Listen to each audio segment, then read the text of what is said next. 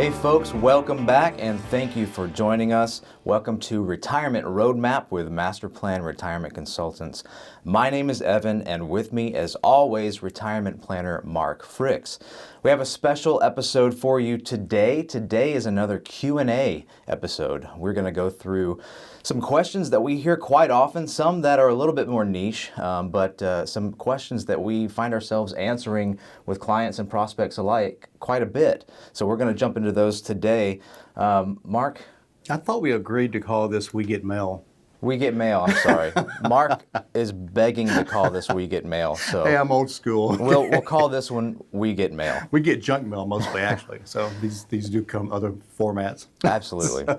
This is not the junk mail variety. I don't get my way too often, but at least I get this one. We'll give him this one. Okay. Ross, our producer, take note. We Get Mail will be the title of this one. That's right. Thank you. Hey, Ross, by the way, that was his laugh in the background. So this is great. And if you have any questions, too, moving forward, we would love to use your questions in future episodes. Feel free to reach out to us.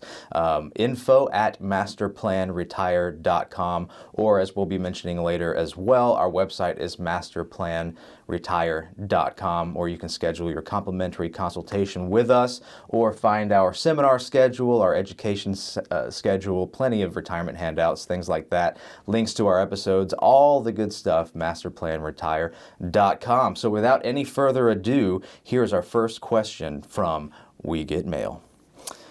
Mark, why a rush for Roth conversions? Won't I be in a lower tax bracket in retirement? Oh, yeah, that's what we were taught back in the 80s. As I was growing up in the industry, that was always the thing. Hey, you'll make less money, you'll be in a lower tax bracket, put all your money in pre-tax, your tax rate will be lower, Social Security is not 100% taxable, so smooth sailing. But what we've seen over the years are really two phenomena. One is the fact that, people today want to have the same income coming in retirement as when they worked. They want to be able to travel. You know, we're retiring younger. We're retiring younger from a standpoint of our health. You know, when my grandfather was 65, he was ancient. I'm 65. Don't tell me if I'm ancient. I don't think I'm ancient. Send me a letter if you think I am. But so we are living much longer and we are more vibrant in our early retirement years. So we do spend more money. Secondly, I think we spend more money because of health care, long-term care, assisted living, nursing homes, things like that, as we get older. So we have that with us. But mostly, the biggest reason is when we teach our tax classes, we talk about the fact that taxes are on sale. They are as low as they've been since the Reagan years. Maybe slightly lower. I've not really done all the math yet. We've got a really big, nice exemption. And so we have this time period that we thought was ending 3 weeks ago, okay, at the end of 2025, 4 weeks ago. And so now we've had that extended, whether you like the administration or not, that's not important. Do you like the tax bill? I love it. We have extended our tax cuts permanently, which means until the next person changes them, of course. So we do have this window of opportunity. We think it's around 4 years, could be a little bit longer, but we can't avoid higher taxes in the future. Yeah. With our debt being over $38 trillion, I did not check this morning, with our Medicare being in trouble, Social Security being in trouble, we cannot avoid higher taxes. I was reading an article a few weeks ago that was talking about how you could tax every billionaire at like 90%, it would cut into the deficit slightly. So it's the middle class, this huge block of people. That's where the taxes will rise, which I think are the people that have saved the best and yet are ill prepared for what's coming because all of their money's been saved in pre-tax. So without getting any further in the weeds, taxes are on sale. We feel like taxes will be more in the future just from a bracket standpoint. Okay, and then think about, you know, taxes that go up and then you lose a spouse, which is more likely in your 60s, 70s, and 80s. Now your taxes go up because you're filing single. Right. That's an even higher tax bracket. So let's take the control out of the hands of the IRS. Let's put them in your hands by getting some or all or a portion of that money out of the pre-tax into the after-tax, tax-free distribution, Roth or something similar. That's exactly right. I mean, the majority of you listening who are retiring or approaching retirement age, who've been putting away for years and years while being employed, the vast majority of your retirement assets are in these tax-deferred accounts, 401ks, 403bs, IRAs, all of these accounts that are intended for use in retirement. Well, when you are withdrawing that money, you are taxed at your 100% of your bracket on those withdrawals. So you are literally at the mercy of the IRS, just depending on what your tax rate is at that time. And we don't really know. And it also compounds as well, because the more you withdraw from those accounts count towards your income, meaning that also increases your tax bracket. So moving more money into Roth and tax-free or efficient vehicles, what that does is take more control out of the hands of the IRS.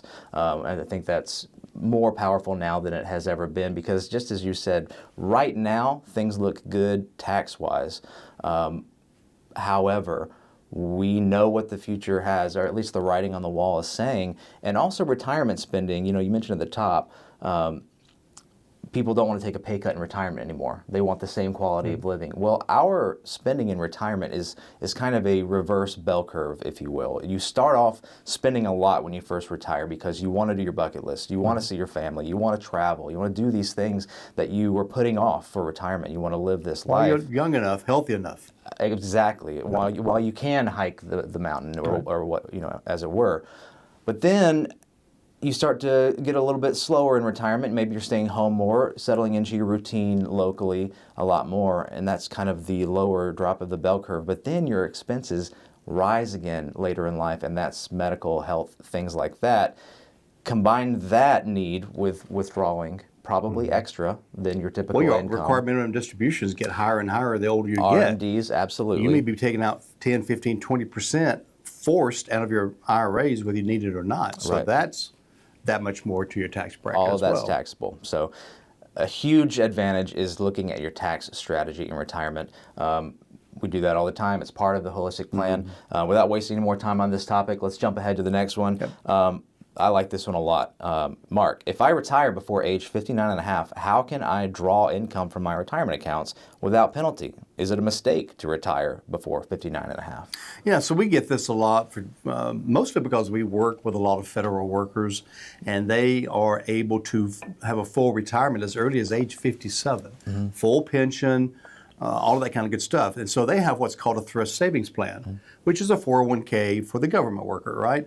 And so the rules are on 401ks and thrift savings plans and similar type of accounts, as long as you're retired, you can actually touch that money penalty-free at age 55. If it's in an IRA, it's 59 and a half, whether you're retired or not. So we leave some money in that 401k or TSP, so that between the ages of 55 and 59 and a half, they still have access to some of their qualified money. We don't leave it all there because it's not very well managed. It's typically an expensive place to keep it. There's a lot of reasons not to leave a lot of it there, but we leave a portion. Maybe it depends on how much money they have and how much they need, and we kind of plan ahead.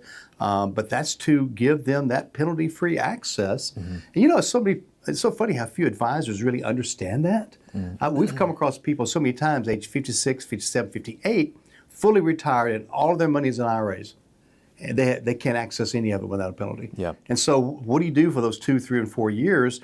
You're in trouble. You got to do something else, or maybe go get a part-time job or something. So be careful who you're working with. Make sure they understand the rules, whether it be federal, whether it be ERISA laws, which governs 401ks and such. But that is why we do leave some money in there. That's great. And it's known as the Rule of 55, the IRS Rule of 55, meaning your last employer, if you leave them and don't get another job, you retire. If you're between the age 55 and 59, you can access your funds within that 401k or 403b or employer-sponsored plan penalty-free. And that they made that especially just so that you can retire. So let's say that you have been working, you've built up your IRA or your 401k rather, and then you retire at 55. You've got to make sure that you can stretch whatever you leave in that 401k for that 4.5 years till 59 and a half. Then you can start accessing your IRAs, your other accounts.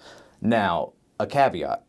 Not every 401k or employer-sponsored plan necessarily observes the rule of 55, so you need to check with your HR or whoever's in charge of your plan at your office. And if you're thinking of retiring early, do you guys observe the rule of 55? If they don't, that still doesn't mean that you can't retire early before 59 and a half. That just means you have to be a little bit more careful in how you do it. Everyone's situation is different, but there's also the rule of 72T. And basically that's where you can choose to take uninterrupted withdrawals from an IRA. Before 59 and a half. Before 59 and a half. It's the greater of in 5 years or until you reach 59 and a half. Right. And a particular percentage based on IRS code. Right. It's basically similar to RMD percentages, but you got to make sure that you've got enough money coming through that way as well. So it's a balancing act, and like everything we discuss, it's different depending on who it is, but it is possible. Just a little tip too. Instead of going to your HR department, I would call the custodian of your 401k. So Fidelity is the custodian on your statement of your 401k. Call Fidelity. They have the paperwork. They have your forms in front of them. We've gotten one bad answer one time. I would call both. I would talk to both. I would talk Maybe, to both. but HR is so they tend to be less educated about the nuances of the 401k. I think one time we actually called a third party that was like the legal firm that oversaw the 401k. I don't know if you would call that or not, but we were getting conflicting information from Fidelity or whoever it might have been. And so we said, I still know that's not right. So we found out who and there's a word for again, it's the company that kind of legally oversees your 401k. Your HR will be able to point you towards the direction of your plan sponsor, essentially. Didn't mean to muddy the waters. No, but that's a good point. Make sure you're thorough looking through this. Make sure you know for a fact what the qualifications of your plan are. And if you're not sure, contact us, and we'll get on the phone with you, and hey, we'll find out with you. Next question. Another Roth one. Am I too young to convert to a Roth without penalty? You're not ever too young to convert to a Roth without a penalty. There is a caveat. If you want to be able to pay the taxes out of pocket if you're under 59 and a half, because if they withhold taxes on the conversion from the conversion, that 10% taxes or whatever you withhold is going to be taxed with a penalty because you're under 59 and a half. Okay, so again, that's one of those little nuances that many times a mistake is made about that. So just to clarify, when you convert from an IRA to a Roth, it's a very simple process. It's filling out a form, but you have choices on taxes. You can say, okay, this is going to cost me 12% in taxes to convert this. I can withhold it from the conversion so I don't feel the pain, but now you have a smaller Roth. Or you can pay it out of pocket. But if you're under 59 and a half, you really do need to pay it out of pocket, or there's going to be a 10% penalty on the withholding because it came out of the account before you were 59 and a half. Hope that makes sense. If you have questions, again, that's a subject that is hard to answer totally thoroughly on the show, on the episode. So make sure before you pull any kind of trigger, let us know. We can help you with it. But it's a great consideration no matter what your age, especially if you're young and you have a smaller IRA, you haven't been putting into it very long, and you realize, hey, I have an opportunity to not pay too much tax on a conversion to a Roth and to start building that as early as possible. It's a great idea. So next question. How do I plan for long-term care when insurance is so expensive? Yeah, so insurance, Evan, I think I can honestly say we've not written a long-term care policy probably since before you joined the firm, 12, 13, 14 years ago. And that was a very special request. But it has gotten very expensive. It's covering less. And it is going up every few years. I have clients come in that bought a policy before they came to us, and they're like, got another letter. It's been 2 years, got a letter. They're going up 10, 15%. This is the fourth time they've done that. I can cut my coverage. I can pay more money. But it's getting to the point, I'm 75, I can't afford it. They've paid money all these years, and they may end up having to cancel it. So there are more tools that we can use. We won't get too deep into the weeds with them, but there are certain annuities that have guaranteed payments. Those payments can double, sometimes triple if you have a long-term care need. That's pretty cool, okay? You don't have to be approved or anything. I think there's a 2-year waiting period to be able to turn that on. There are also life policies where you can actually use the death benefit for long-term care. that's a rider that does not cost anything unless you utilize it. So you're not paying for long-term care coverage unless you use it, and then it's like 5% of the money that's paid out. So if you got a $500,000 death benefit, it costs you $50,000 over the course of 5 years, but you got $450,000 tax-free to pay for long-term care. Yeah. Okay. So again, there are other tools available. Always something new coming around over the horizon, so to speak. So again, work with somebody that's holistic. It covers all areas that 30 understands the tools available. Yeah, things are going to continue to develop because we've got the largest generation retiring of the boomers. Everyone sees the writing on the wall. We have a long-term care crisis ahead of us, even from an infrastructure point of view. Enough bodies to work them, to be employed to help out as caregivers. So it's a huge issue, and we know that the financial industry is competitive. They want to be able to produce, create good products that are competitive, that people are going to want to fill some of these needs where we have currently a hole. Yes, there are certain riders you can get on annuities or life insurance products. Typically, just one rider on one product is not a replacement for long-term care insurance. It really is like everything else. It has to be your specific need and your specific plan. What areas do we need to make sure that we're covering? Because it'll likely, if you have a long-term care need and it lasts 2 to 4 years, then you'll probably have to have more than one location for that coming from. And a couple of riders are fantastic. I mean, there's some really good ones now that will double your income, some for up to 5 years, which is incredible. But then at the same time, we also have our managed money. We don't want to lock up all of our money now when we're young because we might have a need in 25 years. We want to make sure we're still growing part of our assets so that we do have a bigger bucket to draw from in the future. And just like all of our plans that we have with our clients, none of them are set to forget. They are changing yearly, every 5 years, every 10 years. Maybe it's time to create a new bucket from half of this bucket that's grown and that has this new strategy involved. So it's ever evolving, it's ever growing, as it has to. Yeah, absolutely. And what we've been doing lately is our precious metal holdings have like tripled over the last few years. So now instead of having 8 to 10% of our assets in precious metals, we're up to 15 to 20%. So we're rebalancing. We're taking some of those profits, moving it back into a different segment of the market or a different kind of tool. And so it's a constant, as far as the buckets, we call them buckets, the different accounts, also a constant with the income summaries as well, your income plan. I do have a quick question for you. Yeah. What is our website? Masterplanretire.com. I do visit it because one of the ways we find out where your problem areas are, like will long-term care hurt you, will higher taxes hurt you, or some complimentary reports we'll run for you. And that just simply requires you to push that button that says schedule a meeting on our website. Our calendar pops up. You grab a spot. We'll send you a Zoom link or a directions to our office or whatever the case may be.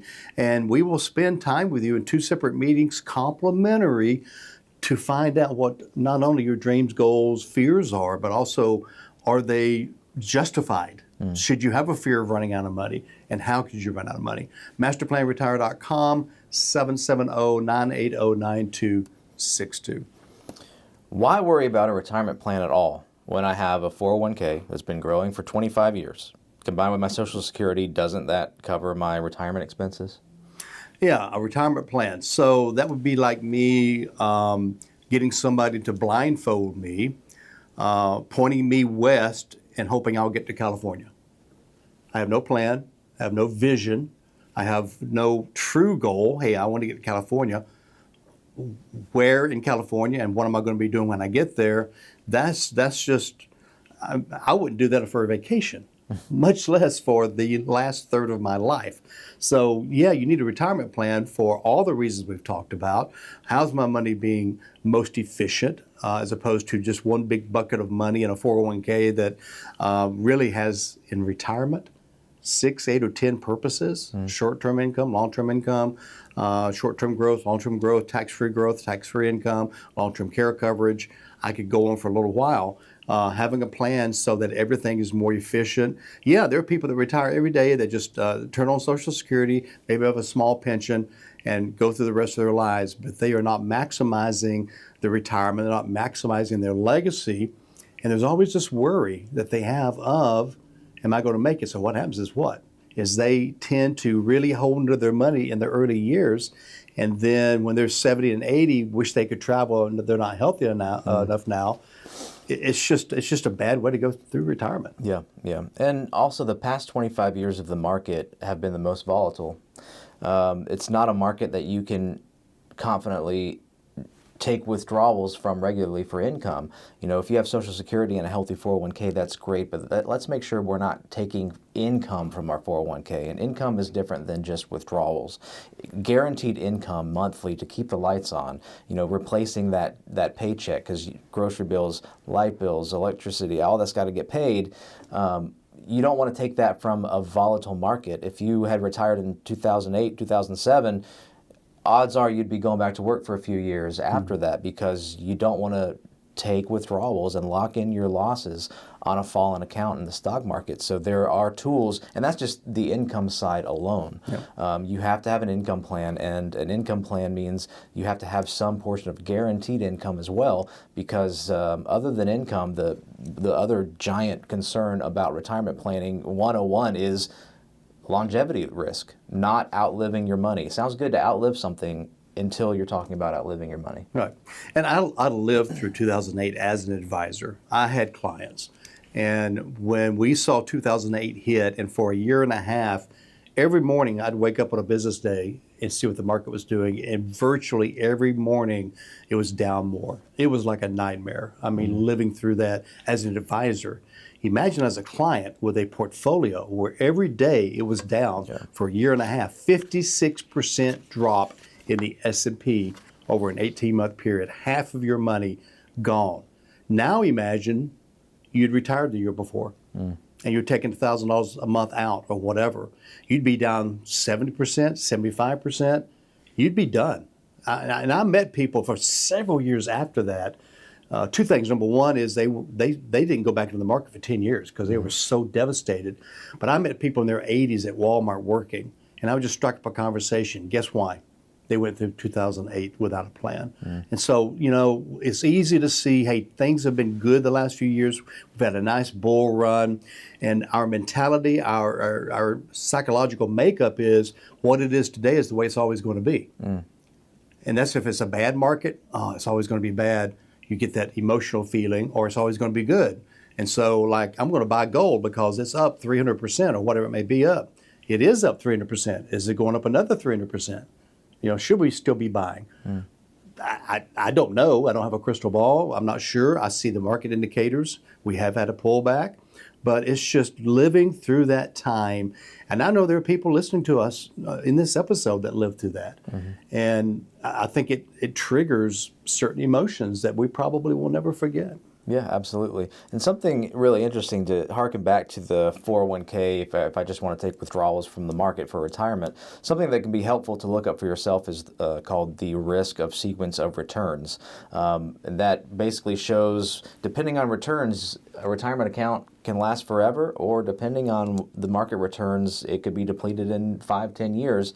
That's really helpful to illustrate that. We have that on some previous episodes.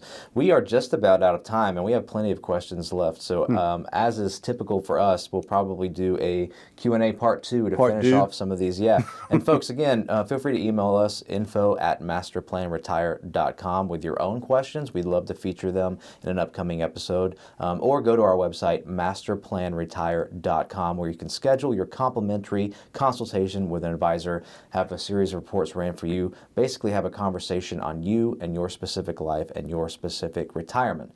Mark, any parting words for us? I know that there are folks listening, because I hear it every time somebody comes in. I've had your phone number on my front seat for 2 years, meaning to call you. Don't wait any longer. Every minute you wait, your money is going to be less efficient. We lose time. Okay, so call us, masterplanretire.com, visit us.